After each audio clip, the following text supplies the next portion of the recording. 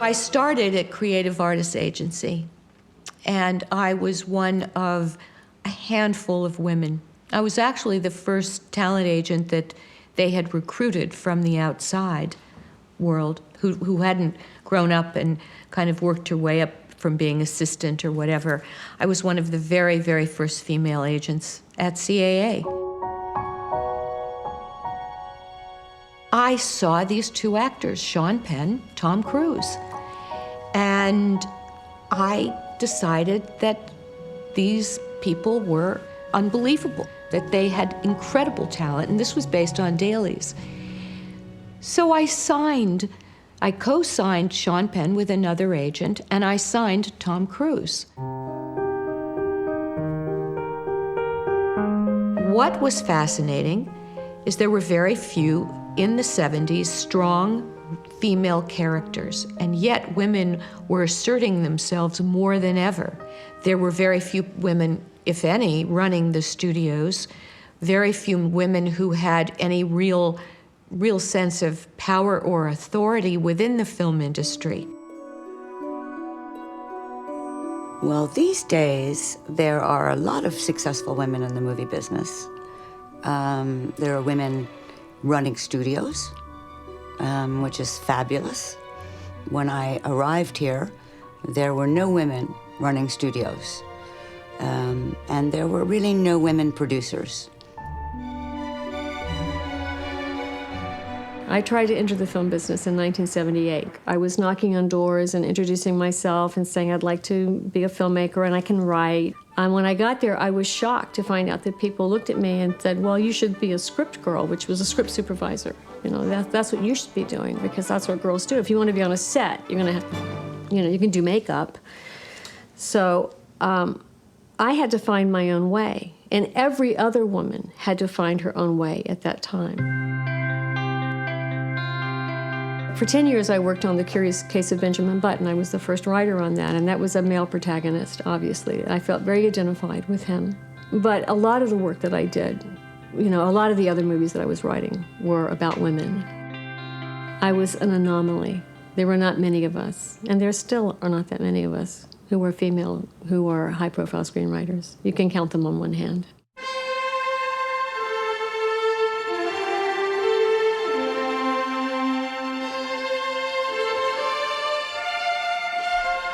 I had been doing a 5-part series for the Today Show on great women behind the scenes. And in 1985, that was a new subject. Women greenlighting pictures was a brand new thing. So I thought, wouldn't it be fun to kind of pepper these interviews with with some historical photographs, if there are any? I didn't know. So somehow I met this man named Mark Wanamaker, who owned the Bison Archives, which was an archive of old Hollywood stills, and I went to his studio, and I found this box with a lot of unlabeled pictures of women who were clearly on the set, in power positions on the set, behind the scenes, people like Mary Pickford staring through the camera, Dorothy Arzner, Margaret Booth, a lot of people who he didn't know, completely, unidentified. And I said to Mark, what is this box? Who are these women? He says, oh, there were more women producers and directors in powerful positions before 1920 than in any other time in motion picture history.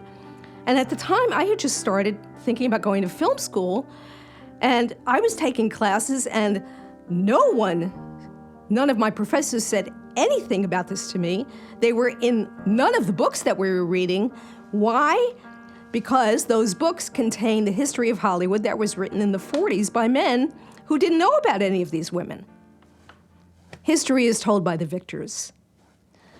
So the victors in this case were the people who were writing down the history of cinema in the 1940s. Thankfully, this has changed. But that's how this happened for me. And I said, there were more women producing, directing in studios before 1920 than even today. Who are these people? Where is this information? And why aren't we being taught any of this stuff? That's the history of women, not only in cinema, but in most of the industries in the world.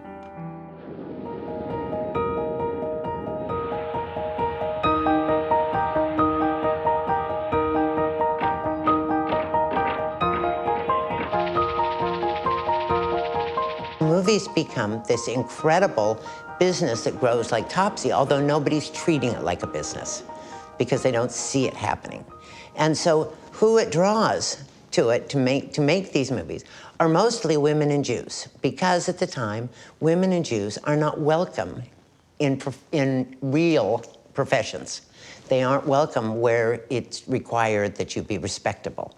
And women can't get work. Women maybe can work as secretaries. But all of a sudden, there is this incredible place to come to write movies, to make movies, to be creative. And these incredible people are drawn like a magnet to what will become the business of filmmaking. So half of all films made before 1925 were written by women.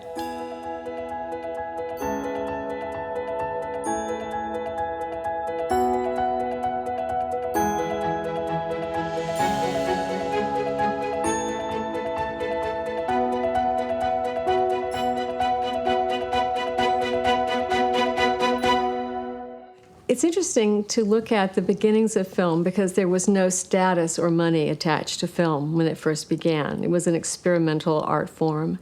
The technology was still being developed.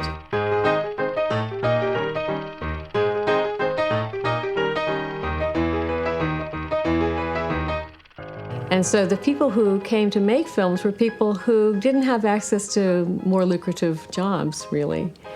Women had just entered the workforce, and if your choice was between being a stenographer or a typist in an office with a lot of other women who were also typing, or coming out to California and making movies, if you were of an adventuresome spirit, you picked movies. And so they had a workforce of people who had been shut out of other jobs, and that was women, and also certain kinds of Jewish people.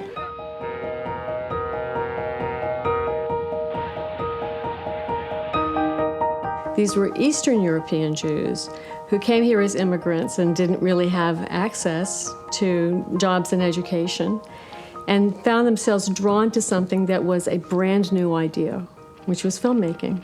So there was a tremendous amount of fluidity initially in terms of the jobs, because there were no unions, obviously, yet. There weren't even really any job specifications. They didn't know what to call things. It was like the invention of the internet. What are we going to name this thing that we're doing here?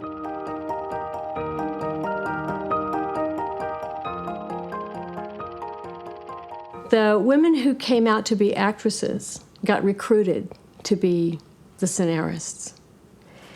And in addition to being the people who were writing the intertitles and coming up with the stories, they might then also go in the editing room and start cutting the pieces of film together. Because if you were good at sewing, then you might be good at cutting film together. So there was just this kind of beautiful field of access into every part of filmmaking, including directing.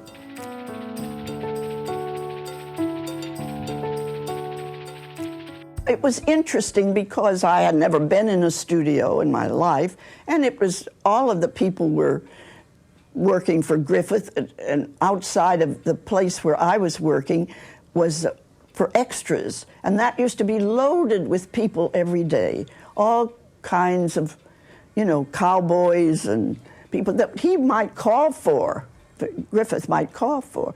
And all the stages were open, you know, there was no closed stage that I remember at the Griffith studio. After a while, they put me upstairs with a girl that was cutting negative. We used to have to match the film.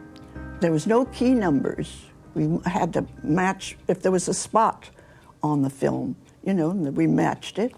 And that's how we cut the Lillian Gish was in the picture. So you moved from D.W. Griffith to Louis Mayer. Yeah, and I was very fast. That's another thing. I was always fast at everything.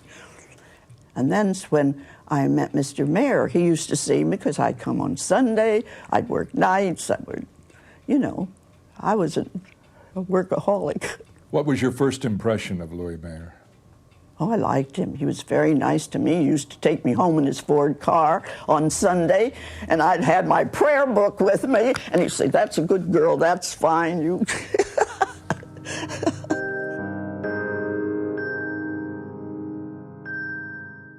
Margaret Booth was the one sitting next to Irving Thalberg at every preview. Margaret Booth at MGM. Annie Balkins was Cecil B. DeMille's editor for years. They were also accepted as real creative forces. And so women were accepted as editors because they had these little hands.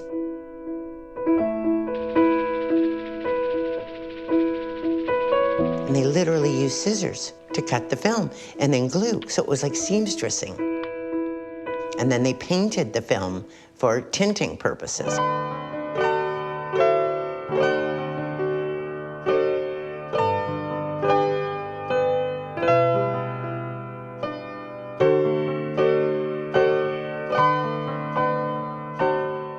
In the 1920s, the moguls were women because the audiences came to the movies to see a Mary Pickford movie or to see a Lillian Gish movie. I remember I interviewed Lillian Gish in 1986, and she says, "We didn't care if we were getting paid or not. We just wanted to be in this new, exciting medium." So they weren't thinking about it as a profession or as a career. They were just wanting to be in this new, exciting medium. Mr. Griffith could tell from the look on my face if I wasn't pleased. When we were doing Orphans of the Storm, after I was released from having my head cut off, and I had to come down the steps and meet my sister, I didn't care for the way he had rehearsed and done it. And he used to tease me by calling me Miss Gish. Apparently, Miss Gish doesn't like what we're doing. And I said, "Well, Mr. Griffith, it's all right, but it's as good in any other film, such a scene. I just think more is expected of you." He says, "If you're so smart, get up there and do it better." Well, I got up and came down the steps and played it the way I thought it should be played. There were 50 to 100 people, extras there. He got down on both knees and kissed my hand and said, "She's always right."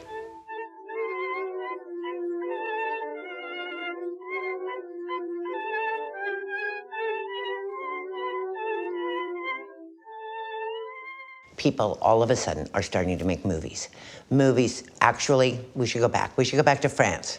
Let's start with Alice Guy, who is a secretary to the Gaumans, who are focusing on making their cameras. They're not focusing on what they do with the camera. Well, Alice said, "Wait a second, I can make some movies with this. I can start to tell stories." And they agreed as long as she got her secretarial work done during the day, she could make movies after hours. And Alice Guy really isn't just one of the first women directors. She's one of the first directors, period.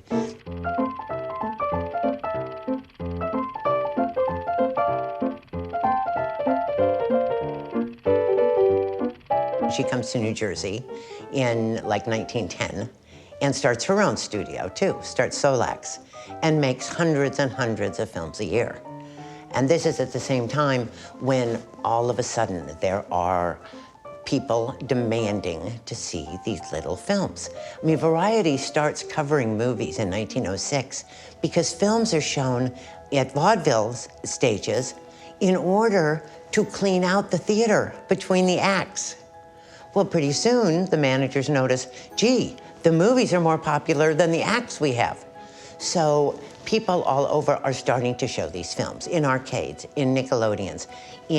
Louis B. Mayer starts showing movies in Massachusetts. He takes over places like a funeral home, and at night puts up chairs and sells tickets for a nickel apiece for people to come in and see movies.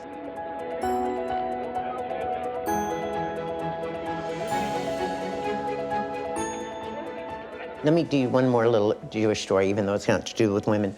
When people, in the earliest days of filmmaking, when people saw this opportunity, one of the biggest theater circuits eventually became Balaban and Katz. It was based in Chicago. And the Balaban family had something like 6 boys. And they're raised by both parents, but it was the mother who had the produce store and the fish store downstairs. And she was the one who provided for everybody. And the oldest son, Barney Balaban, who would later head Paramount for 35 years, came home from work at cold storage plant one day, and his mother said, come on, I've got to show you this, I've got to show you this. And this is your business. This is the business the family has to be in. And he says, what? So he takes him around to the movie theater, which was barely a theater. But the point is, there was a long line in front of it. She said, look, they pay the money first. They pay the money before they go in, before they see anything. Look, it's not like what I do. They squeeze my fruit, they ruin it, and they don't pay at all. Here, they pay first. This is the business we have to go into. So it wasn't just creative juices that were flowing that made people want to tell stories. It was also just cold entrepreneurial thinking, in this case by Mrs. Balaban, that ended up creating one of the great theater circuits of all time.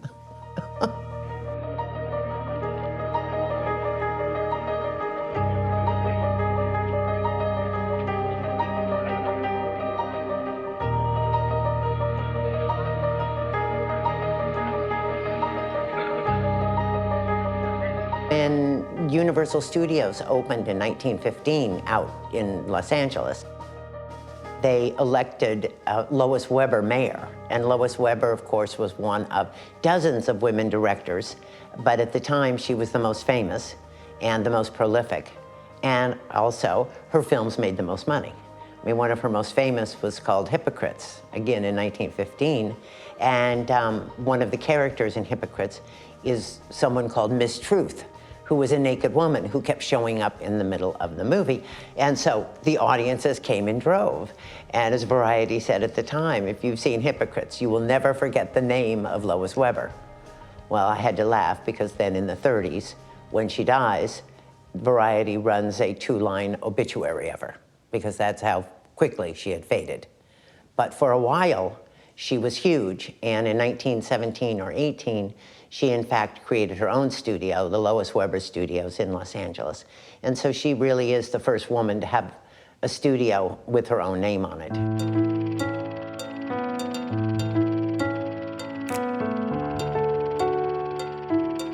Lois Weber was the highest paid director in the silent era. In 1915, she was making $5,000 a week, which was unheard of, not only for a director in those days, but for a woman. Lois Weber, in turn, actually promoted other women. She felt that other women had supported her. She supported other women. And she was the first one to hire Frances Marion, who, of course, would become the only woman to ever win 2 Academy Awards for screenwriting, and really is in the top 10 of all writers of all times for the films. Frances Marion is credited with over 400 films. She was the highest paid screenwriter, male or female, from 1915 to 1935.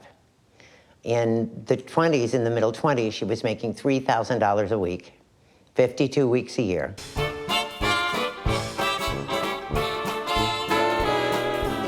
And Frances started writing dialogue for extras because one of the things that happened as these movies are changing so quickly, Lois Weber starts getting letters from the audience saying, you know, we can read lips.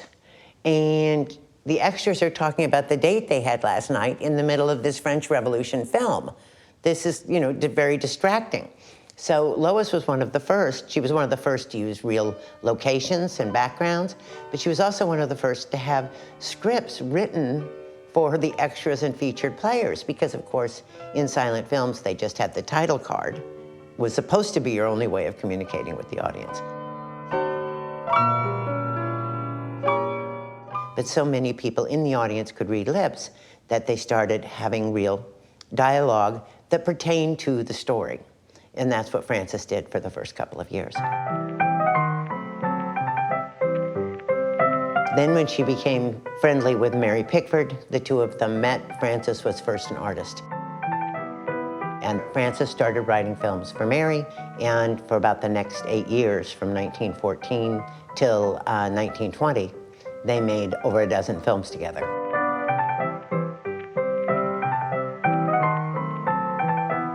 Mary Pickford started as an actress, as many of these amazing women did. She came to Hollywood and took Hollywood by storm, of course, and she evolved into one of the prime movers of the motion picture origins, what we call classic Hollywood. It was Mary Pickford who decided that she wanted more control over the roles that she portrayed. She wanted more control over how she was paid, when she was paid, for what she was paid. She wanted more control over how the pictures were made, how they were shot, how they were produced, and how they were distributed. She felt that the artist had earned the right to have much more control over their own destiny. So she and Charlie Chaplin and Douglas Fairbanks put together a company called United Artists, and they called it United Artists in 1919.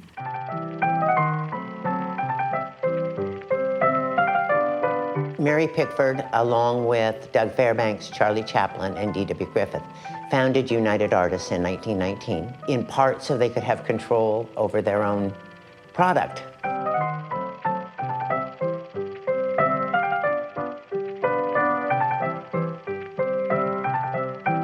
Mary Pickford could have run her own studio. She was an amazingly profound businesswoman. She was very smart. She was very savvy. And her films were very sophisticated because she knew what the audiences wanted. She had a smell for money. She knew what would make money.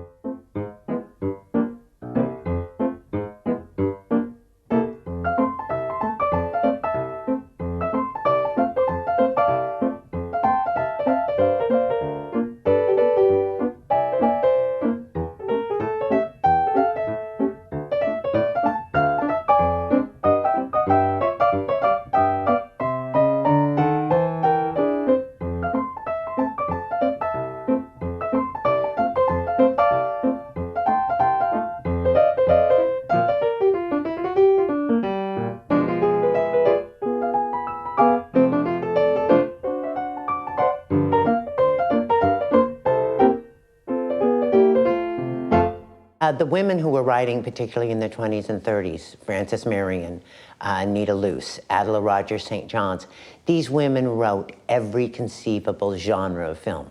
They weren't just writing women's movies, quote unquote, or matinee weepies, as they called them. Adela, in fact, wrote some great westerns. Anita Luce wrote Doug Fairbanks' athletic comedies. And Frances, of course, Frances's 2 Academy Awards were for The Big House, the great prison film, and The Champ, the boxing film. So, I mean, right there, that puts the lie to the idea that these women were only writing women's movies. June Mathis, amongst many other things, of course, discovered Rudolph Valentino. She wrote 4 Horsemen of the Apocalypse. She wrote the first draft of Ben-Hur. I mean, again, these women were writing every kind of film.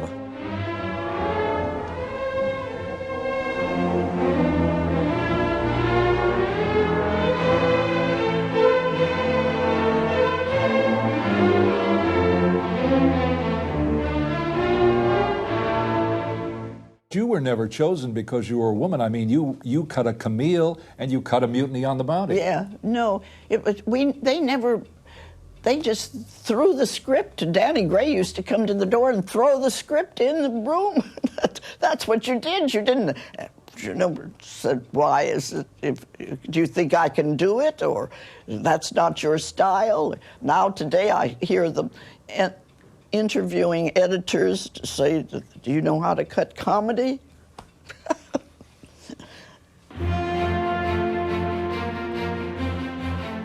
When Frances Marion was at MGM and Irving Thalberg was head of production, Irving would assign her a film to write.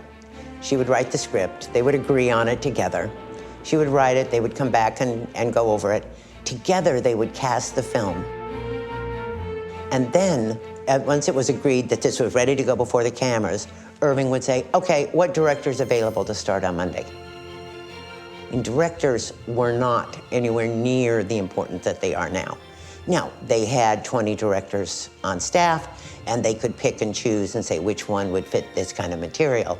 Same with Anita Loos. When Irving Thalberg brought Anita Loos back to MGM in the early 30s, and she's writing films like Red-Headed Woman for Jean Harlow. They wrote it, they agreed on it, they cast Jean, and then it was, well, who's gonna direct? Who's available on Monday? Oh, I don't know if he's really gonna get it. Anita, you better stay on the set and make sure that the laughs work in the right way, because you're gonna know. Anita really came to fame when she wrote her novella, Gentlemen Prefer Blondes, in 1926. In fact, it freed her. She was able to leave the business. She made millions on this book. Then it becomes a silent movie, as well as a play on Broadway. Then it becomes, the Marilyn Monroe movie, which is quite amazing, that had a life, and it still continues to be. I mean, Gentlemen Prefer Blondes and Anita's creation, Lorelei Lee, really is the first smart, dumb blonde. So the writers, in many ways, were more respected than the directors were. So it was a whole different world. I never cared much for moonlit skies. I never winked back at fireflies. But now that the stars are in your eyes, I'm beginning to see the light. Women in the film industry at that time were absolutely thriving, but it started to change. Of course, film has always been a business that has changed per technology. So suddenly we're having talkie films. That really changed the world. People suddenly talking on screen. In 1927, after a period of 2 decades of women making films, the talkies came in with the jazz singer, and all of a sudden, it became a big business.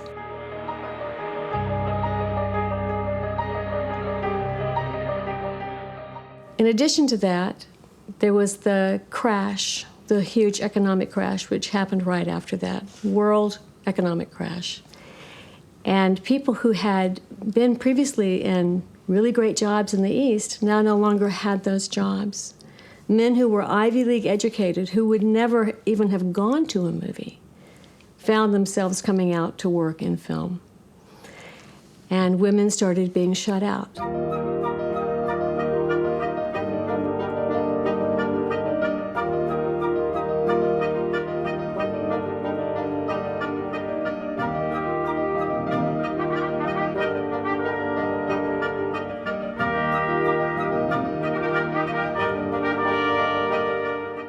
The men who survived the crash, there were a lot of little tiny film companies, and those companies went under after the big economic downturn. And the people who survived were these canny Jewish businessmen who started MGM and Fox and Warner Brothers, and they had the big studios. And they created factory model filmmaking so that everybody had a job, and that was your only job. And you were only paid so much, and they held the purse strings.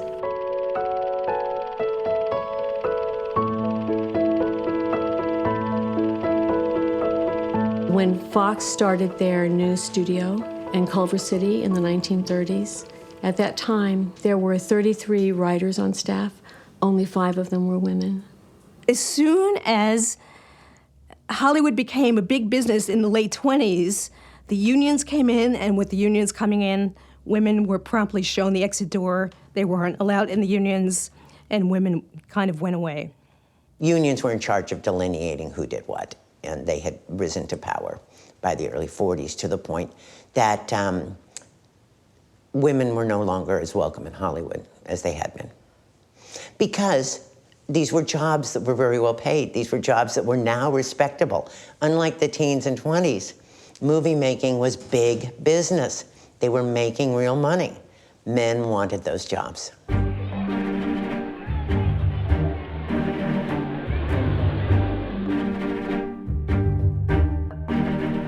So I can tell you what did happen in the 1930s after the moguls took over and started factory model filmmaking. What happened to the women? They were still there. They were just as intelligent. They were just as impressive, just as present, and they were artists. But they were working completely covered up by all the men around them. So they were story editors. They would find the material. They would find the talent. They would decide the looks of the film, working in costumes, working in sets. They would develop writers. They would take writers who graduated from the Ivy League in the East, who were male, and they would sit with them and help them become screenwriters. They were so essential to all of these moguls. And they were ingenious women who were working to create these movies, but they were doing it invisibly. And without the power to bring others along, and without the power to make certain decisions, these women just kind of faded away. But basically, there just was no room for them anymore. Then we got into the 30s and the 40s, the late 30s and the early 40s being the golden era in film. At this point, the studios really ran everything. All the moguls, you had the Louis B. Mayers, and you had the Goldwyns, and you had the Daryl Zanucks, and you had this group of men, many of them having come from Eastern Europe and coming out here to Hollywood. And it became, I think at that point, a much more male-dominated industry. It was an industry. The Academy Award show at the Pantages in Hollywood. Oscars for the type of performances which back the slogan, "Get more out of life, go out to a movie." So women had moved from behind the camera to in front of the camera, and the women were the stars. And the women were the icons. Every woman in America or in the world wanted to be like female movie stars.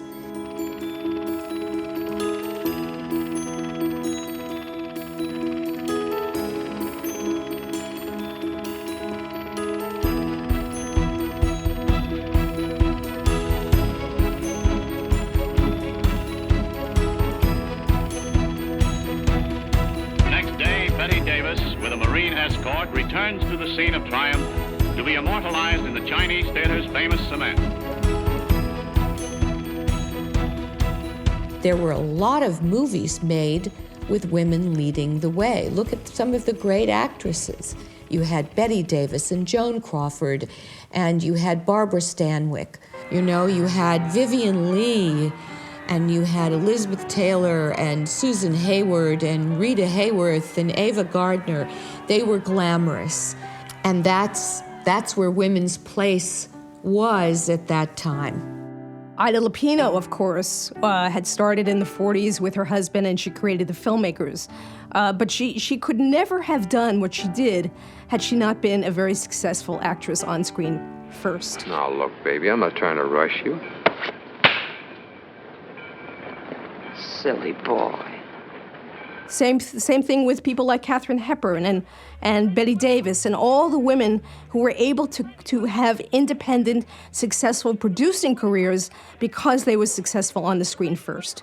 That's had a long history in the movie business. That's nothing new. However, before 1920, that wasn't true. You could come from any walk of life and still be successful in the movie business because it wasn't a business. Ida Lupino, who was dubbed as the American, she used to call herself the poor man's Betty Davis.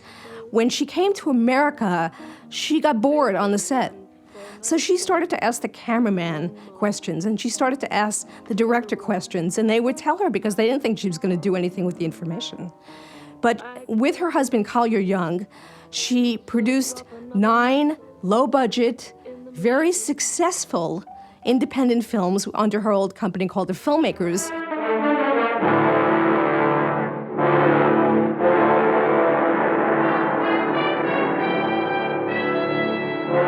Ida Lupino was so used to the tough guy of School of Filmmaking that she was used to doing westerns and thrillers, and she would get calls to do the toughest of the tough guy scripts.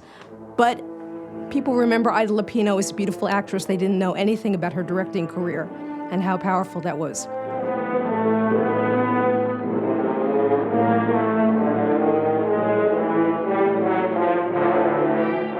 The most blatant example of how there's no women anymore, very few women, is, of course, with directors. I mean, for over 15 years, whenever there was a Director Guild meeting, the speaker would say, "Gentlemen and Miss Lupino," because Ida Lupino was the only female director working in Hollywood in the 50s. So you had Jack Ford, you had Cecil B. DeMille, you have all these big macho guys saying, "Gentlemen and Miss Lupino."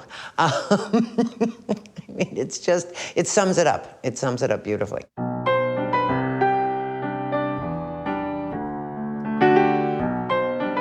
I want to go back to talking about Dorothy Arzner because she was really an exception to this rule. Dorothy Arzner was the only woman who was directing at a major studio in Hollywood in the 30s and the 40s. And Dorothy Arzner started out as a cutter, not even called an editor yet. There were no editors yet. She was a cutter. She started at 19 in the studio system, and she worked through the ranks of the studio system to come up as a cutter. But she was incredibly ambitious. She knew she had her eye on directing. She knew she wanted to direct, so that when she was at, I think it was Paramount for a very long time, and then she kind of said, "I've had this, I want to direct a picture." Columbia came along and said, "We'll let you direct this B movie." She went back to Paramount and she said, "I'm leaving." Okay, "Where are you going? You're the most powerful, you're the most important asset we have. We're not letting you go. What do you want?" She says, "I want to be director." She said, fine, Esther Ralston is coming in 2 weeks to direct this. You get it together in 2 weeks and direct this movie. She was incredibly focused and ambitious. And those are the women who were able to stay through the talkies, through the studio system. That tenacity was crucial to making a success of who these women became.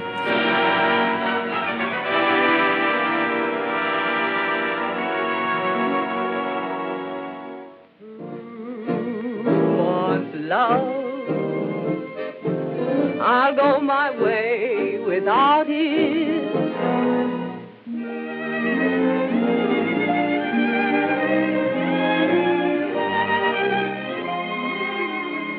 Here comes the bride, all dressed in red. The bride wore red. She had a sixth sense for what was going to sell at the box office, and I think that's key. That is key to her success. It was key to the success of Edith Head, who made a business and a career out of costume design where there was no costume design. She was the first person ever to win. I think she won 12 Academy Awards for costume design when nobody even knew what costume design was before Edith Head came onto the picture. These are women whose main characteristic was ambition and focus and tenacity.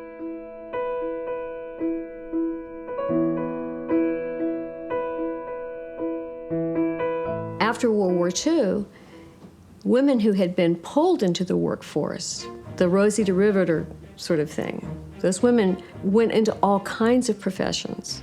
Truck driving. They ran grocery stores. They ran the businesses that their husbands had to vacate, right? And after World War II, it was considered kind of unpatriotic if a woman had a job that a man could hold. And there was a lot of propaganda from the government to try to get women to go back home. It's just like after the war. You know, all the women go to the work in the airplane factories and every place else, but the war is over. Rosie the Riveter is sent home, back to the kitchen.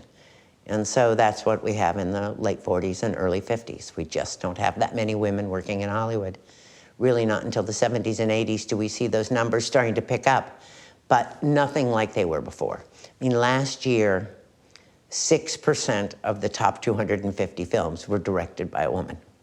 Something like only 12% were edited by women. 10% were written by women. I mean, it's ridiculous. It's worse than the numbers of Congress, for God's sake. I mean, it's one of the worst examples of gender inequality in any business today, is the movie business.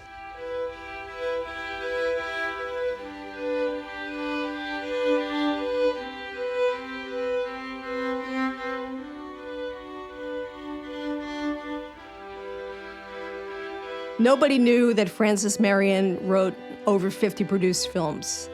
Nobody knew that Lois Weber was the highest paid director of the silent era. Nobody knew that the very first person ever to put a narrative story on the screen was a woman, Alice Guy Blaché. All we remember is her protege, Méliès, and she did the first sound films. Who knew that she was doing sound in 1906 on a little contraption that they were using called the chronophone? We seem to have a memory for male directors, but we don't seem to remember, we remember Georges Méliès, but we don't remember Alice Guy Blaché, and that she was actually a predecessor to him, that she actually did the first narrative film 6 months before he did. We remember Charlie Chaplin, but we don't remember Mabel Normand, who actually directed Charlie Chaplin and taught him a lot of her early comedy bits. We remember Max Sennett, but we don't remember Mabel Normand, who was maybe the greatest comedic actress of all times, as well as a director. We don't remember Virginia Van Upp, who was maybe the most talented producer in the 40s. Nobody knew that Mae West was a really interesting historical phenomenon in film. Most people think of Mae West certainly as a comic and as an actress, but very few people know that she was a screenwriter in her own right. She wrote all of her own material, and at one point she saved Paramount from bankruptcy with a movie called She Done Him Wrong, but they didn't know who was going to play the leading man. And she's walking down the Paramount lot one day, and she looks at this guy, and she says, him, I want him. And they're looking at each other, who is this guy? And that's how Cary Grant became a star overnight. I'm busy every evening. Busy? So what are you trying to do, insult me? No, not at all. I'm just busy, that's all. And then there was a hiatus between Dorothy Arzner and 40 years of no women directing in Hollywood. So it wasn't like Dorothy Arzner opened any doors for women. What happened? Really good question. Again,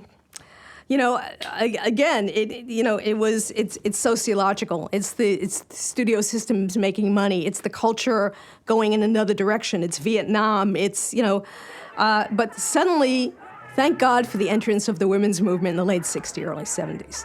That's what saved the second wave of real women pioneers. That's what saved women filmmakers. Because all of a sudden, there was this rising up of the femaleness in the culture saying, yeah, there is a voice that is missing.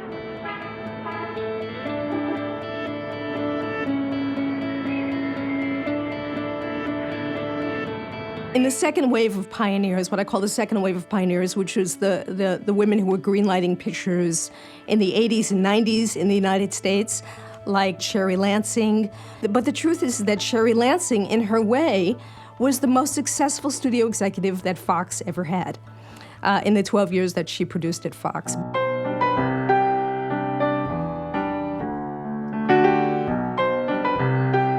Well, when I was a kid, I always wanted to be in the movie business, but I grew up in Chicago, and my parents had absolutely nothing to do with movies. And if you can imagine a time that was like 20 years ago, there weren't a lot of film schools available, so there really wasn't a place to study film, to be in the movie business. So I came out here not knowing much about movies, wanting to be part of it, and really the only thing I knew was acting. When I got my first acting job, I walked on the set and I looked around. And I said, I don't want to be an actress. What everybody else is doing is much more interesting. And that's how I started. I then got a job reading scripts for $5 an hour. It took me 2.5 years till I was able to sit in a meeting with a writer and voice my opinion. I think it was 6 years later I was running a studio.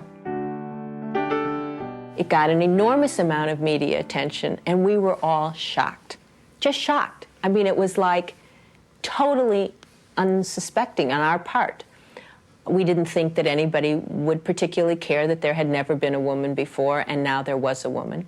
We didn't think it was particularly newsworthy, and we were surprised. When I was made president of Fox, it garnered, as I said, a lot of headlines.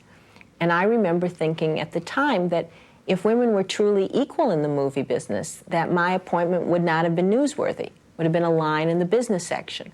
I had the pleasure of working with Sherry Lansing, which was fantastic. She's a great leader, and she was leading the studio at Paramount at this time. And Sherry was one of the first, if not the first, heads of studio. And one day she brought up the idea of this series that Paramount had called Mission Impossible. Tom Cruise and I had formed Cruise Wagner Productions, and we joined Paramount Pictures. We had a production deal at Paramount, and I was one of the first women producing this kind of movie. Action, strong action. I had been at CAA and loved every minute of it. And I had the privilege and opportunity of working with all these amazing young actors, helping them build their career. Matthew Broderick, Demi Moore, Emilio Estevez. I signed Kevin Bacon, Liam Neeson at that time, and but I wanted to go make a film, make films, be a producer. And my client, Tom Cruise, who also wanted to be a producer, and I decided to put together a production company.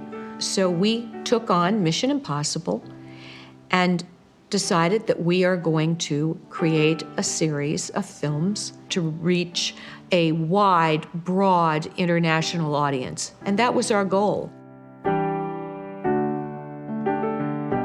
In the 70s and 80s, we're starting, again, the industry starts to bifurcate into, there's the studio movies, and then there's the independent world starts to come. And of course, the independent world opens up much more to women. Again, because very much like the early years, it's not as expensive to make the movies. You're able to do, digital now is opening up all kinds of things. So the independent movement in many ways opened up a lot for women. And they took advantage of it, and they're still taking advantage of it, I think. And again, the numbers are stronger there. The independent films, it's something like 20% of all independent films last year were directed by women.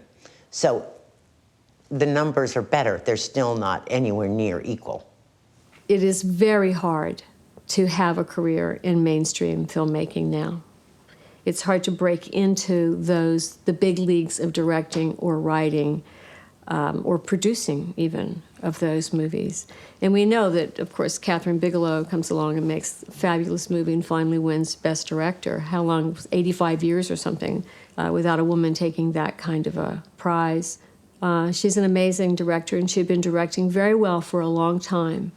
And what I would mostly hear about her from people is that she was attractive. Catherine is one of the very few action female directors. And the fact that not a lot of women coming out of film schools are action directors that then have action samples. So how many women are in film schools? How many have samples? And how many are oriented towards student assignments? You'll get diminishing numbers, right?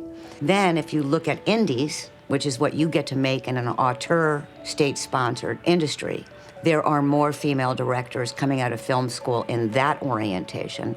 There are more female directors working in independent film, making what I call tentpoles, but they don't get studio assignments because you rarely look at independent directors for studio assignments. So how many tadpoles, how many small indies break out and get distribution? That's a small number. If you go to Sundance, if you go to the festivals, you'll be seeing more women directors than you see in our studio system. But unfortunately, that's not the direction that gets you hired in the Hollywood system. A man can fail upward. Somebody can come in and having made 2 music videos and be given Spider-Man. That doesn't happen to women. It's just a very different world for women who are trying to be directors.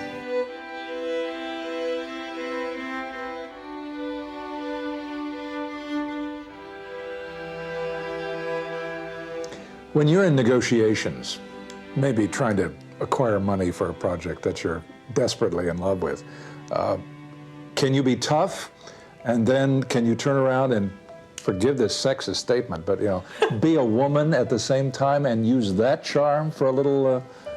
Well, the reason it's a sexist statement is that you're assuming that to be tough is not to be a woman. No, I didn't.